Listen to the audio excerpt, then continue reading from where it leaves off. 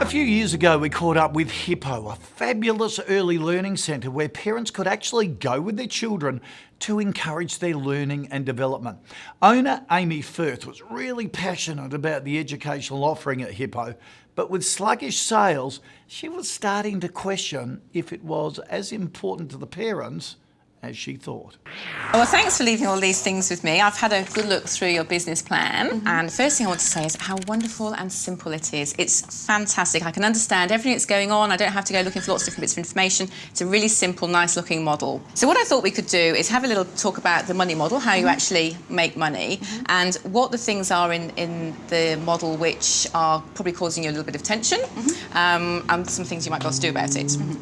So, really with a money model there's the revenue, which is the volume, how many children you can have in here, and then the how much the price, and then there's the cost. What I thought we'd start backwards, and we'll start with the costs first. So one of your biggest costs is the premises, and look, it's gorgeous. It's beautifully coloured, lots of wonderful things in here. It's a lovely size for children. It's on the street, so it's a very good advertisement for you. There's near an early childhood centre. There's parking at the back. You have everything that you need, but of course the problem with that is it's costing you. Yes. It's costing you a lot, and the challenge for you is that you have, that there's only so much real time in the day that young children will want to come here. So you're paying a huge amount for, at the moment, I think 5 days per week for 6 hours, and that's the challenge that we've sort of got to get over some way.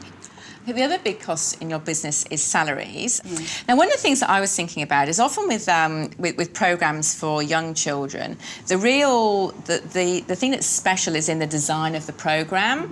And so somebody with sort of a lot of years' experience, lots of sort of education, comes up with a very well-designed programme, but then the people who actually deliver it are sort of much more junior people and people who are sort of paid a little bit less. I don't actually think that would work in this case, because I see our point of difference is that we are actually educating the children. What makes Hippo different to other places is that we are trained. The program changes every single time the children come, and we implement what we call an emergent curriculum. So we observe the children as they're playing, see where they're at developmentally, see what their interests are, and actually plan for that the following week.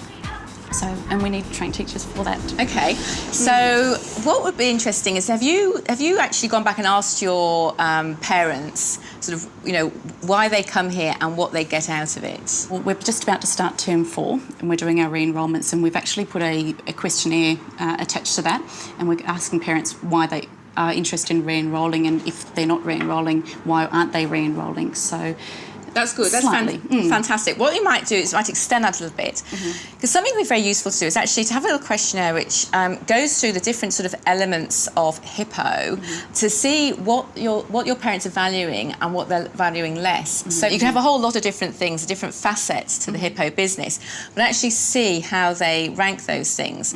Because when you get them back, for instance, if you see that everyone is, number 5 for the fact that somebody's assessing the children and changing the programme, everything, that's really important. But it might be that your parents don't value that as important as other things that are here. And as a business owner, especially someone who's as passionate about what they're doing as you are, it's quite hard to stand back and think, well, does everybody really value this quite as much as I do? Because they have to value it as much as I do, because that's why I'm doing it, But it's good to do that, because sometimes I've worked in business, been really surprised at what customers are actually valuing. And that can be the key to then tweaking things and saying, everyone likes this bit, and we're spending a fortune over here. Maybe that's the bit that we sort of need to alter. Okay. So cost-wise, you've got fantastic premises, very well-trained staff. So you've really got a real premium sort of product here. So people need to pay for that.